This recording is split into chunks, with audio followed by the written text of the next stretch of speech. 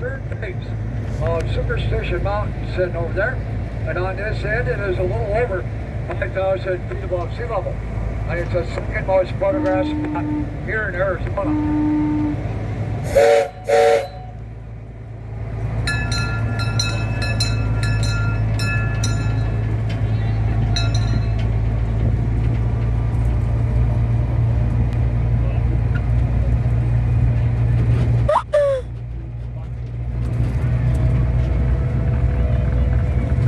Geologists agree that that mountain over there was created when a volcano began erupting 25 million years ago. Now today, Superstition Mountain and the mountain range is a federally protected wilderness area covering approximately 250 square miles. And being designated a wilderness means no motorized vehicles,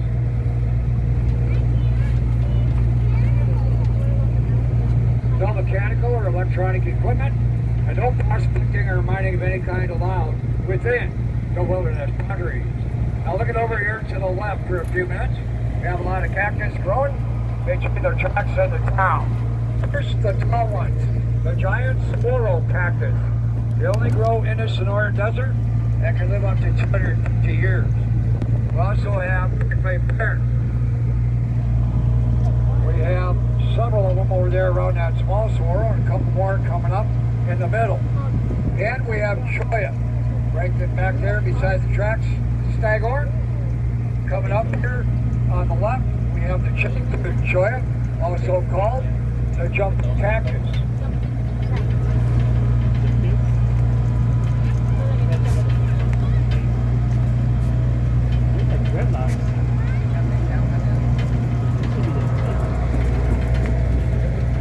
And coming up here on the right, we have some mining equipment set up for you. A head frame, muck bucket, and a winch that you'd find on the main shaft of a mine. We also have the different size work carts beside that head frame.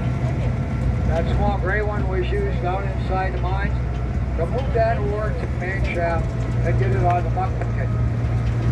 And the larger ones were used to haul it away.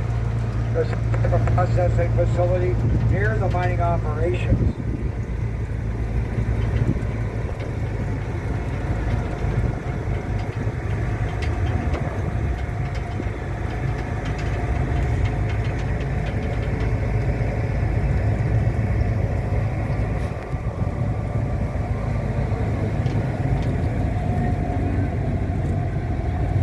And coming up on the right at the bottom of the hill, we have the old Wasp Gold Mine. Been owned by the same family since 1983. A couple of years later, they did manage to get $500,000 in gold out of that large trench at the bottom of that hill. And that type of mining is called open pit. Also there on the right, we have a good example of a wooden head frame, common in the mining industry up until 1904, 1905. Then they began disappearing when they started building the head frames out of steel.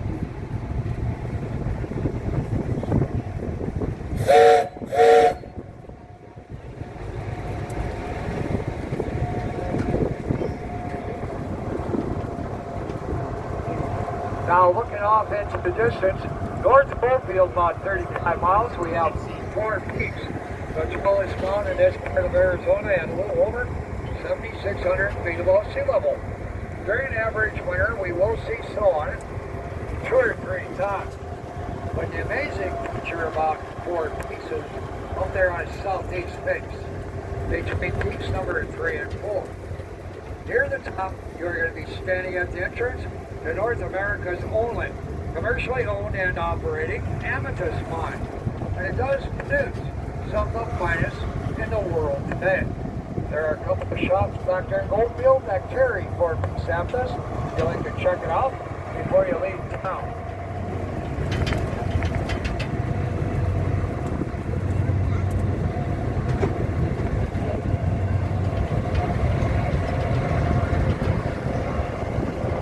We have an old air shaft over there on the right. A few more gold mines farther out there in the desert. Now first, that old air shaft and the yellow building over there belong to the Mammoth Gold Mine. And back in the 1890s, the Mammoth, which is between the fence down there in the wash and that yellow building, was the largest and richest mine here in the Goldfield mining district. It's also the deepest gold mine here in the valley. The main shaft is a little over 1,000 feet to the bottom.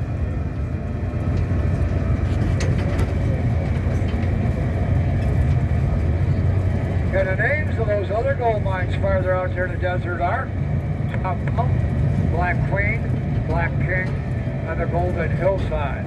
They began discovering all those gold mines during the 1880s, and it was business partners from Mesa, Hicks and Morris, filing first claims out here. They also had this gold to themselves for a couple of years because there were still a few Apache in the area. And at that time, they were the only men brave enough to venture out here in the desert and risk their lives going after that gold. Now, it was very early, 1890s, when it was finally safe enough for other folks to venture out here in the valley, hoping to discover their own gold mines and make a fortune.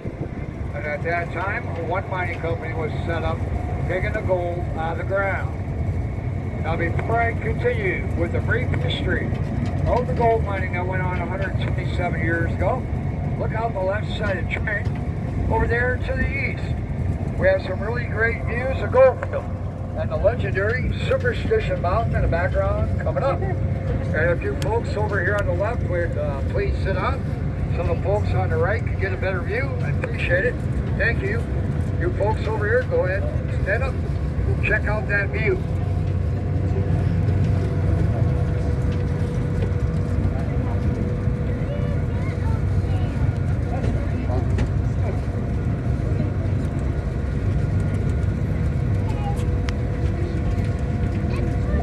Now in the past, the Superstition Mountain over there has been called several names. And the most common were Thunder Mountain, Crooked Top, and Espuma. And that's Spanish for foam line. It was the late 1860s when that mountain over there ended up with its current name. And the credit for that name goes to the farmers that were settling in the area back then along the Salt River and the Gila River Valley. Quite a few of those farmers considered most of the local Native Americans were extremely superstitious about that mountain after listening to their stories. And eventually, a handful of them farmers started calling it Superstition, and that is the name that caught on. Now back to the gold mine. One day back in 1891, Hicks happened to be out here hunting, got a couple 100 yards back upstream in the vicinity of the Mammoth gold mine that's sitting back there in the wash. I came across the vein of gold partially exposed from flash flooding. And that discovery was the one that got the mining town of Goldfield growing out here in the desert. A couple of days after he found that vein, one of the local newspaper headlines stated, "Did they discover the Lost Dutchman gold mine? They just found a very large, very rich body of gold ore in the Goldfield mining district just west of Superstition Mountain." And folks started moving out here from Phoenix and Mesa. And it didn't take long for the population of Goldfield to exceed them two towns.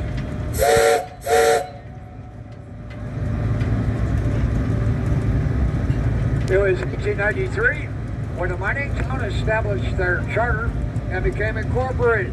In October that year, they opened up Goldfield's post office. A couple of years later, during the peak of the gold mining out here in 1895, Goldfield had over 30 businesses and buildings in it. There were an estimated 2,500 residents all over the valley. And about 1,000 of them were gold miners and their families living out here among the hills and canvas wall tents. There were a dozen gold mines operating in the area then, but only two of those, the Black Queen and Mammoth, were large enough and significant enough that we're still talking about them today. And going back to the 1880s when it was getting started, and the word was spreading out southwest that they had found gold here in the Western Superstition. Holland Sullivan, a mining company from Denver, heard about the story, arrived here in Arizona in 1886, and they started buying up the claims. They offered Higgs and Morris $20,000 for the claims they had.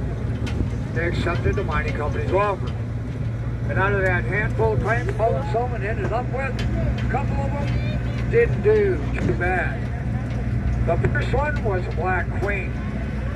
Between 1887 and 1897, that mine produced $500,000 in gold.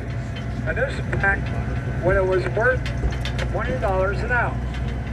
And the other claim that ended up doing well for that mining company became the Mammoth Gold Mine. And that bit of gold that Higgs discovered did lead to the largest and richest body of gold ore that was ever found out here, Mormon Stoke. And for nearly 2 years, the first several hundred of it was producing 300 ounces of gold per ton.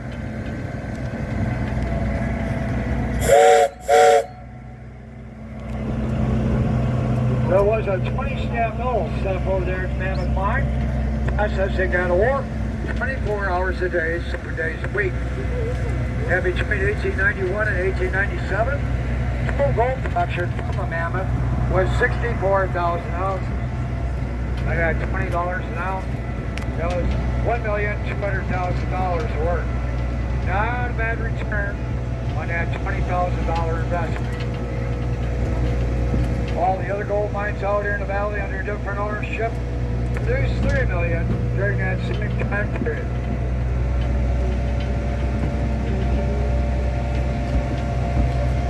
Now Goldfield, like a lot of other mining towns in the southwest back then, didn't last very long.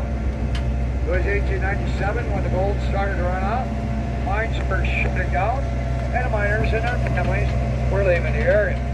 And Mammoth, one of the gold mines that were still operating out here, were finding veins of low-grade ore.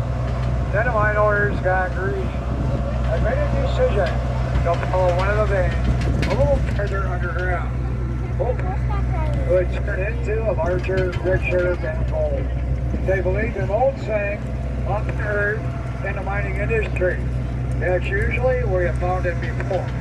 But this time, the mining company's luck had run out. What they found instead of that gold was groundwater, and a lot of it.